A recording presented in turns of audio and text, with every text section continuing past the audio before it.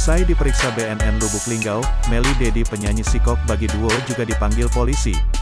Usai diberikan BNN Lubuk Linggau kemarin, kini giliran Polsek Lubuk Linggau memanggil Melly Dedi penyanyi lagu remix Sikok Bagi Duo yang menimbulkan pro dan kontra di masyarakat. Melly Dedi dipanggil Polsek Lubuk Linggau Barat Kota Lubuk Linggau, Kamis, tanggal 7 Juli tahun 2022, sore kemarin untuk dimintai keterangan.